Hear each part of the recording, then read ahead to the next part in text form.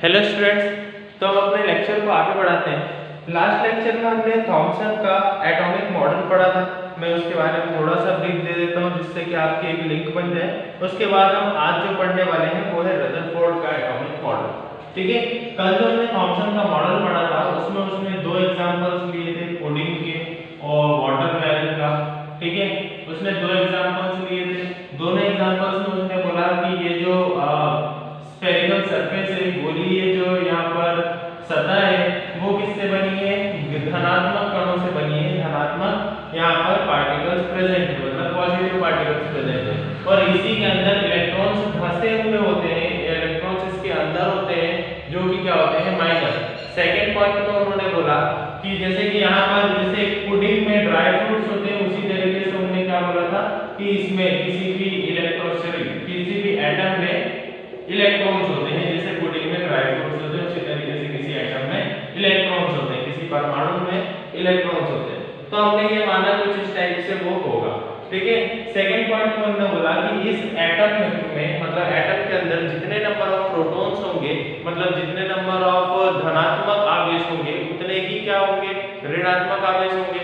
तो उन्होंने बोला कि प्रोटॉन और इलेक्ट्रॉन यहाँ पर बराबर होंगे। जितने प्रोटॉन है उतने ही इलेक्ट्रॉन है, तभी जाकर ये एटम क्या होगा? स्टेबल होगा। एटम स्टेबल ही है। यहाँ पर भी उन्होंने यही बोला, दोनों का रूल एक ही था, बस एग्जांपल अलग अलग है कि पुडिंग भी हम ले सकते हैं, वाटरमेलन से भी हम इसको डिस्क्राइब कर सकते हैं। ये जैसे मॉडल आया था, इसके बाद इसमें बहुत सारी कमियां थी, इसमें बहुत सारे ड्रॉबैक्स थे जिनको रदरफोर्ड के एटॉमिक मॉडल ने, मतलब इस मॉडल के बाद जो रदरफोर्ड का एटॉमिक मॉडल आया था उसने इनकी कमियों को दूर किया था। यद्यपि थॉमसन के मॉडल से परमाणु के उदासीन होने की व्याख्या हो गई, किंतु दूसरे वैज्ञानिकों द्वारा किए गए प्रयोगों के परिणाम को इस मॉडल के द्वारा समझाया नहीं जा सका।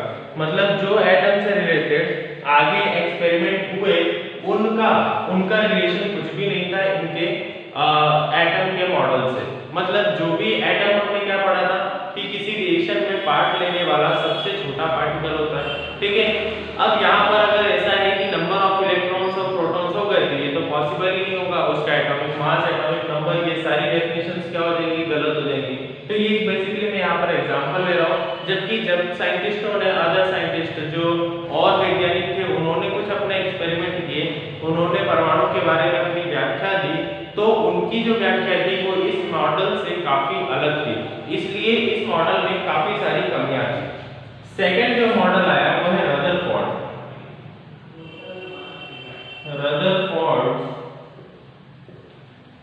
Atomic model. ठीक है, रदरफोर्ड का परमाणु मॉडल। अब रदरफोर्ड का एटॉमिक मॉडल क्या था इसके बारे में पढ़ते हैं। रदरफोर्ड का एटॉमिक मॉडल बेसिकली हम ऐसा बोल सकते हैं, उन्होंने एक एक्सपेरिमेंट किया था। एक्सपेरिमेंट किस टाइप से? तो उन्होंने एक गोल्ड फॉइल ली, सोने की एक पन्नी टाइप की फॉइल ली थी। ठीक है, गोल स्फेरिकल फॉइल ली थी उन्होंने। उसके बाद उस फॉइल पर बहुत पतली, मतलब मैं बोल सकता हूँ कि 100 एंगस्ट्रॉम की वो फॉइल थी। 100 एंगस्ट्रॉम की, मतलब एक तरीके से 10⁻⁻8 मीटर की। ठीक है, बहुत पतली 10⁻⁻8 की, 10⁻⁻3 मीटर की, कुछ ऐसे मैं एक बार यूनिट्स आपको बता दूंगा उसकी, लेकिन बहुत ही ज्यादा पतली यहाँ पर फॉइल थी। अबाउट 100 या फिर 1000 एंगस्ट्रॉम की ही फॉइल थी। ठीक है, इस फॉइल को एक बार मैं चेक कर लेते हैं, यहाँ पर दिया हो तो रदरफोर्ड का एटॉमिक मॉडल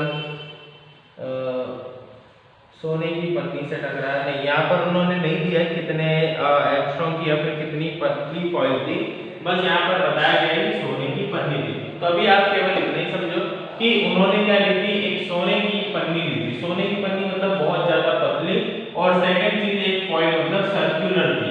ठीक है, गोलीय अवस्था में थी। अब उन्होंने इस फॉइल पर अल्फा पार्टिकल्स की बमबार्डिंग कराई थी। ठीक है, अल्फा पार्टिकल्स मतलब कुछ रेडिएशंस थे। रेडिएशंस की इस पर क्या कराई थी? बमबार्डिंग कराई थी, कुछ इस टाइप से।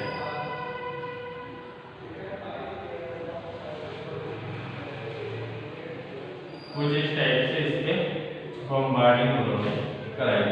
ठीक है, उन्होंने ये बोला कि एटम जो है इस एक्सपेरिमेंट के बेस पर उसकी कुछ प्रॉपर्टीज होंगी। जैसे उनके एक्सपेरिमेंट में हुआ क्या, उनके एक्सपेरिमेंट में ये हुआ कि कुछ लाइंस, कुछ जैसे अल्फा पार्टिकल्स, कुछ रेडिएशन इस पन्नी से टकराए तो वो यहाँ से बहुत बड़ा एंगल बनाते हुए चले गए।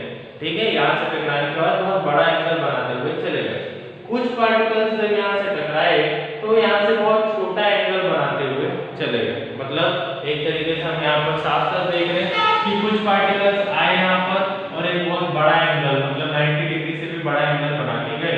कुछ पार्टिकल्स आए और बहुत छोटा एंगल बना के गए। मैं इनको कुछ इस तरीके से रिप्रेजेंट करता हूँ। ठीक है, या फिर ये तो छोटा एंगल हो गया। कुछ पार्टिकल्स आए और इसके आर पार निकल गए। ठीक है, पन्नी को हमने क्या कर दिया, पास थ्रू कर दिया, मतलब वो उसके पार निकल गए। कुछ एक पार्टिकल, मतलब बहुत लाखों में से एक पार्टिकल ऐसा था जो इस पन्नी से टकराया और वापस से कहां गया, इसी डायरेक्शन में वो वापस से गया और अल्फा सोर्स को उसने क्या कर दिया, खत्म कर दिया। आया समझ में? क्या हुआ, कुछ जैसे अल्फा पार्टिकल्स आए तो बहुत बड़े एंगल से इस तरीके से निकल गए, कुछ इससे टकराए और इधर चले गए, कुछ उसके आर पार निकल गए, कुछ उससे टकराए और वापस से वहीं पर रिटर्न बैक आ गए। एटम, रदरफोर्ड का ये जो एटॉमिक मॉडल था, इसके बेस पर रदरफोर्ड ने एटम की कुछ थ्योरीज दी। उसके हम पॉइंट पढ़ते हैं कि थ्योरी के पॉइंट क्या क्या थे। ठीक है, सबसे पहले मैं हिंदी में पॉइंट पढ़ूंगा, उसके बाद में इंग्लिश में पॉइंट पढ़ूंगा। पहला पॉइंट, तेज गति से चल रहे अधिकतर अल्फा कण सोने की पन्नी से सीधे निकल गए। जैसा कि उन्होंने बोला है कि most of the fast moving alpha particles passed straight through the gold foil. हमें पता है, यहाँ पर मैंने आपको बताया कि बहुत सारे पार्टिकल्स जो थे वो कहां से निकल गए, इस पन्नी को आर पार करते हुए निकल गए। सेकंड पॉइंट, कुछ अल्फा कण पन्नी के द्वारा बहुत छोटे कोण से विक्षेपित हुए। तो ये भी मैंने आपको बताया कि कुछ अल्फा पार्टिकल्स गए और बहुत छोटा एंगल बनाते हुए यहाँ से वापस आ गए। तीसरा पॉइंट, आश्चर्यजनक रूप से प्रत्येक 12,000 कणों में से एक कण वापस आ गया। मतलब तकरीबन 12,000 कणों में से एक कण इससे टकराया और यहीं पर वापस आ गया। ये उसके कुछ पॉइंट थे रदरफोर्ड के। रदरफोर्ड ने बोला कि यह परिणाम उसी प्रकार अविश्वसनीय था जैसे अगर आप एक 15 इंच के तोप के गोले को टिश्यू पेपर के टुकड़े पर मारते हैं और वह लौटकर आपको ही चोट पहुंचाता है। तो ये बहुत ज्यादा अमेजिंग, बहुत ज्यादा सरप्राइजिंग था। कैसे, मैं बताता हूं आपको। मान लो कि अल्फा पार्टिकल यहाँ पर है। ठीक है, अल्फा पार्टिकल आप सोच रहे हो इतने खतरनाक रेडिएशन उससे टकरा रहे हैं। इतने खतरनाक रेडिएशन अगर इससे टकराते हैं और आप सोचो कि एक पन्नी है, ठीक है, पन्नी उसको रिटर्न करती है और आपको ही क्या कर देती है, डिस्ट्रॉय कर देती है। कुछ इस टाइप का था। जैसा उन्होंने बोला कि ये बहुत ज्यादा सरप्राइजिंग था, मैं इतना कैसे हो सकता है, ये मैं इसको सोच के आश्चर्यचकित था, क्योंकि ये बिल्कुल ऐसा था कि मैं तोप के गोले से किसी एक पेंसिल को, हमने टिश्यू पेपर लिया था, हम एक सिंपल सा एग्जांपल लेते हैं पेंसिल को, कि तोप के गोले से मैं एक पेंसिल को मार रहा था, लेकिन पेंसिल ने वही तोप का गोला उससे टकराकर मेरे पास वापस आ गया और मुझे ही उसने क्या कर दिया, खत्म कर दिया। कुछ इस टाइप का यहाँ पर हुआ था कि जैसे ही अल्फा सोर्स यहाँ पर इस पॉइंट से टकराया, वो वापस से आकर उसने अल्फा सोर्स को ही खत्म कर दिया था जहां से रेडिएशन से निकल रहे थे। ठीक है, इसी के बेसिस पे ये बहुत इंपॉर्टेंट पॉइंट है जो उन्होंने बोला था। अब इसी के बेसिस पर उन्होंने थ्योरी बनाई। थ्योरी में क्या था, अब देखो, इस तर्क के अनुसार अल्फा कण प्रकीर्णन प्रयोग के आधार पर रदरफोर्ड के निम्न परिणाम निकले। कुछ उन्होंने पॉइंट्स बनाए इसी एक्सपेरिमेंट के बेस पर। पहला पॉइंट, परमाणु के भीतर का अधिकतर भाग खाली है क्योंकि अधिकतर अल्फा कण बिना विक्षेपित हुए सोने की पन्नी से बाहर निकल जाते हैं। उन्होंने क्या बोला कि ये जो एटम है इसके बहुत सारे पॉइंट्स जो है, बहुत सारी इसमें जगह जो है वो खाली है। क्यों खाली है, क्योंकि जब मैंने अल्फा रेडिएशन से यहाँ से पास किए तो अधिकतर अल्फा रेडिएशन क्या हो गए, इस पन्नी को पार करते हुए निकल गए। मतलब वहां पर कोई पार्टिकल था ही नहीं जिससे टकरा के वो कहीं जाते हैं। एक यहाँ पर सिंपल सा फिनोमेना देखो कि पार्टिकल आ रहा है, यहाँ पर किसी चीज से टकरा रहा होगा तभी वो गया यहाँ पर, और बाकी ये वाला जो पार्टिकल है वो किसी से टकराया ही नहीं शायद, और इसलिए वो क्या हो गया, उसके पास निकल गया। तो यही उन्होंने बोला कि वहां पर एटम में बहुत सारा पार्ट जो होता है उसका बहुत सारी स्पेस जो होती है वहां पर वो उसकी खाली होती है। ठीक है, सेकंड पॉइंट में उन्होंने बोला कि बहुत कम कण अपने मार्ग से विक्षेपित होते हैं, जिससे यह ज्ञात होता है कि परमाणु में धनावेशित भाग बहुत कम है। ठीक है, इंग्लिश में अगर ये पढ़ेंगे तो very few particles were deflected from their path, indicating that the positive charge of the atom occupies very little space. उन्होंने यहाँ पे ये बोला था बहुत कम पार्टिकल्स ऐसे हैं जो उससे टकराने के बाद कहीं कहीं जा रहे हैं, मतलब विक्षेपित मतलब डिफ्लेक्ट हो रहे हैं। जैसे कि यहाँ पर जा रहा है, इसे आगे जाना चाहिए था लेकिन किसी पार्टिकल से टकरा कर वो इधर चला गया, ये गया इसे आगे जाना चाहिए था लेकिन टकरा कर वो इधर चला गया। तो बहुत कम ऐसे रेज है, बहुत कम ऐसे अल्फा रेडिएशंस गए थे जो टकराने के बाद किसी और दिशा में चले गए। इसका मतलब वहां पर जो प्रोटॉन्स का नंबर है, प्रोटॉन्स की जो संख्या है वहां पर चार्ज जो है वो कम है। तीसरा पॉइंट उन्होंने बोला a very small fraction of alpha particles were deflected by 180 degree indicating that all the positive charge and mass of the gold atom were concentrated in a very small volume with in an atom. ठीक है, हिंदी में अगर हम पढ़ते हैं तो बहुत कम alpha कण 180 डिग्री पर विक्षेपित हुए, जिससे यह संकेत मिलता है कि सोने के परमाणु का पूर्व धनावेशित भाग और पूर्ण धनावेशित भाग और द्रव्यमान परमाणु के भीतर बहुत कम आयतन ही में सीमित है। इसका मतलब ये कि कुछ यहाँ पर पॉइंट्स ऐसे भी आए जो इससे टकराए और 180 डिग्री का एंगल, मतलब ऐसा मान लो कि यहाँ से पॉइंट आया और ऐसा का ऐसा यहीं पर 180 डिग्री का एंगल कुछ इस तरीके से बना रहा था। ठीक है, मतलब एक सिंगल लाइन। इसका मतलब क्या है कि वहां पर उसका वॉल्यूम बहुत कम है। ऐसा मानो कि कोई एक पार्टिकल है, बहुत एक पार्टिकल ये है और एक पार्टिकल ये है। अगर कोई लाइन इससे टकराती है तो ये इसको किसी दूसरी डायरेक्शन में भेज देगा, लेकिन अगर कोई लाइन इससे टकराती है तो ये इसके सीधे निकल जाएगी। क्यों? क्योंकि यहाँ पर 180 डिग्री का एंगल बन रहा है और इसका वॉल्यूम काफी कम है रे के मुकाबले, इसलिए ये क्या कर रही है, इसको डिफ्लेक्ट नहीं कर पा रही। जबकि यहाँ पर इसका वॉल्यूम क्या है, ज्यादा है, तो वो डिफ्लेक्ट उसको कर पा रही है। तो यहाँ पर उसका यही मतलब था कि प्रोटॉन का वहां पर जो वॉल्यूम है वो बहुत कम है।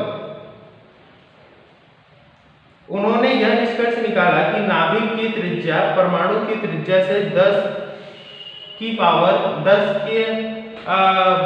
पावर 5 गुना बड़ी छोटी है। ठीक है, सिंपली इसके बाद उन्होंने कुछ पॉइंट्स निकाले। कुछ पॉइंट्स में उन्होंने ये बोला कि from the data he also calculated the radius of nucleus is about 10 to the power 5 time less than the radius of atom. मतलब मैंने आपको पहले बताया था कि ये क्या होता है, एटम होता है और ये क्या होता है उसका न्यूक्लियस। तो उन्होंने बोला कि ये जो एटम की रेडियस है, ये जिसको मैं ए दे देता हूं, और इसकी जो रेडियस है इसको मैं दे देता हूं बी। तो यहाँ पर जो बी है वो 10 to the power 5 times of A. ठीक है, मतलब 10 to the power 5 times A बड़ा है इससे, बी से। या फिर मैं बोल सकता हूं यहाँ पर ऐसे कि b is equal to 10 to the power 5 times of a। Sorry, उल्टा लिख दिया मैंने। a is equal to 10 to the power 5 times of b। तो आप देख रहे हो a कितना बड़ा है, 10 to the power 5 में b का मल्टीप्लाई करो कितना बड़ा है। तो आप यहाँ पर समझ सकते हो कि एटम की जो रेडियस होती है, परमाणु की जो त्रिज्या होती है, वो नाभिक की त्रिज्या से कई गुना बड़ी होती है, 10 to the power 5 गुना बड़ी होती है। इसके बाद अब आते हैं अगले पॉइंट्स पर। अपने प्रयोगों के आधार पर रदरफोर्ड ने परमाणु का नाभिकीय मॉडल प्रस्तुत किया। उन्होंने जो एटम था उसका कौन सा मॉडल प्रस्तुत किया, न्यूक्लियस वाला मॉडल। ठीक है, न्यूक्लियस उन्होंने वहां पर बताया, न्यूक्लियर मॉडल उन्होंने प्रस्तुत किया। There is a positively charge centre in an atom called nucleus. उन्होंने बोला एक एक पॉइंट के बेस पर हम यहाँ पर मॉडल बनाते जाते हैं। ठीक है, उन्होंने क्या बोला फर्स्ट पॉइंट में, there is a positively charge centre in an atom called nucleus. मतलब एटम के सेंटर में एक पॉजिटिवली चार्ज एटम, वो पार्टिकल है जिसे हम क्या बोल रहे हैं, nucleus. Second point, the electrons revolve around the nucleus in circular path. उन्होंने बोला कि न्यूक्लियस के आसपास इलेक्ट्रॉन्स एक सर्कुलर पाथ में रिवॉल्व करते हैं, कुछ इस तरीके से। तीसरा पॉइंट उन्होंने बोला कि the size of nucleus is very small as compare to size of atom. और तीसरा पॉइंट उन्होंने यही बोला कि एटम के मुकाबले अगर देखते हैं तो न्यूक्लियस का साइज बहुत ज्यादा छोटा होता है।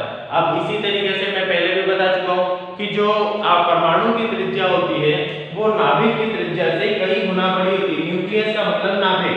ठीक है, यहाँ पर कंप्लीट होता है हमारा रदरफोर्ड का एटॉमिक मॉडल। उन्होंने बहुत सारे पॉइंट्स बोले, एक बार आप इनको रिवाइज कर लेना, ठीक है। अगले लेक्चर में हम इसी के एंड को थोड़ा सा आगे लेते हुए बोहर का एटॉमिक मॉडल पढ़ेंगे। Thank you.